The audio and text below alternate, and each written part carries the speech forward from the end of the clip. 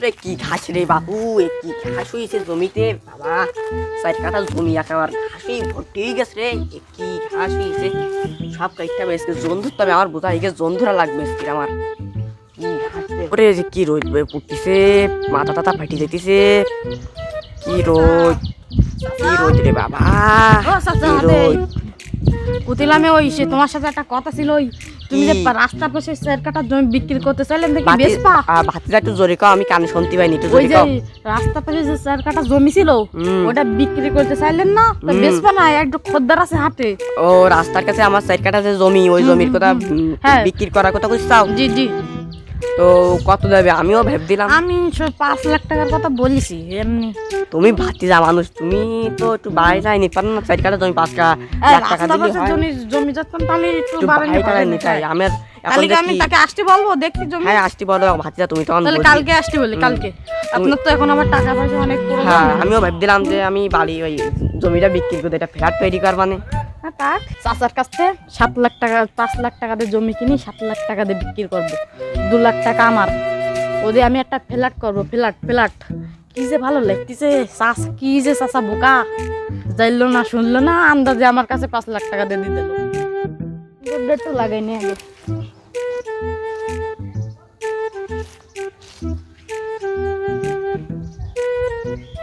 ভাই আপনার যে জমির কথা বলেছিলাম ওটা ঠিক হয়ে গেছে। আপনার 7 লাখ টাকা দিলে হবে না, কালকে তাহলে দেখতে এসু। হ্যাঁ 7 লাখ টাকা মালিক তো 7 লাখ টাকা দিতে চাইতিস না। তা আমি বলি শুলি নিছি যে 4 কাঠা জমি আর কত দেবে, তাহলে আপনি আসেন 9টার সময় আসলে হবে। 9টা। ও করিম মিয়া, ঠিকানা তো এই জায়গায়, তা কই দেখতিস কই? স্যার আসেন স্যার আসেন। কেমন জমি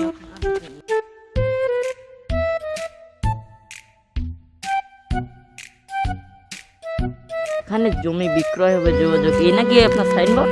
জি জি জি, এই আপনার জমি সাইনবোর্ডও বুঝছি। আসেন আমরা এবার ডিলটা করে নেই, আসেন চলেন। আপনি কত নেবেন? একদম 7 লাখ টাকার। এবারে তো আমার বেশি লস। রাস্তা জমি বুঝতেই পাচ্ছেন। কি আর বলবো, আমার জমিটাও তা পছন্দ হয়েছে, না নেও পারতি নি। তাহলে ডান, আপনার 7 লাখ টাকা কাল সকাল 8টার দিকে আমি পৌঁছে দেবো, আপনি জমির রেজিস্ট্রিটা করেন। হ্যাঁ তাহলে কালকেই হবে দেখা। হ্যাঁ কাল সকাল 8টা। শালার বেটা, তোর যে আমি ঠকা দিচ্ছি 5 লাখ টাকার জমি, তোর কাছে আমি 7 লাখ টাকাতে বেচতেছি বেটা, তুই তো ঠকে গেলি রে। আরে কি লাভ করলাম রে মিয়া, কি লাভ, টাকার কোটিপতি আমি। আর কি না হয়ে গেছে, সব দাম দর করা হয়ে গেছে। এবার আমার সাইনবোর্ডটা আমি সাইনবোর্ডটা খুলে নিই। আপনার জমি এখন আপনি যা করবেন আমি একটা সাইনবোর্ড নিজেই লাগাবো, আমার সাইনবোর্ড তাহলে খুলে নিলাম, ঠিক আছে? পদে জমিতে আসলাম। ভাই এই জমিটা কি আপনি কিনেছেন নাকি? হ্যাঁ ভাই আমি কিনেছি। কত টাকা দিয়া? বেশি না, 7 লাখ টাকা। কি হাই রে হাই, কি ভুল কাজ রে করলাম ভাই। কেন ভাই কেন কি করলাম? এই জমিটা আমার বাপের জমি, আমার দিলো আমার। আর যে কুইলো বাপ, তুই চাষবাস করি খাইস কানে।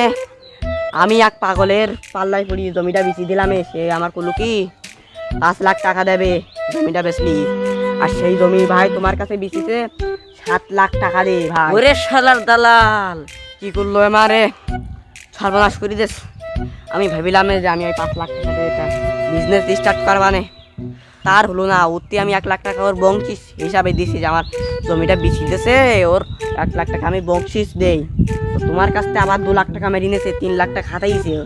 আমার জমি বেশি 4 লাখ টাকা, ও হাতাইছে 3 লাখ টাকা। কি যে ভুল কাজ করলাম রে ভাই, কি করলাম আমি, আমার সব নষ্ট হয়ে গেল। আমি এতদিন চলেন ওই দালালের কি হবে। আমি এই 3 লাখ টাকা দেখুন ফ্ল্যাট কিনতে পারবো। ও শালা, তুমি আমার দালালি করি যাও, তুমি দালালি করি যাও। তুমি আসল মালিকের কাছে আমার কথা কোয়া হইছে, তুমি আজকে আমার সাথে দালালি করি যাও। তোমারে তো হবে আমার ছিল আজকে দালালি বাড়ি পারবো না। দালালের বাচ্চা, দালাল তোর কি হবে? দালাল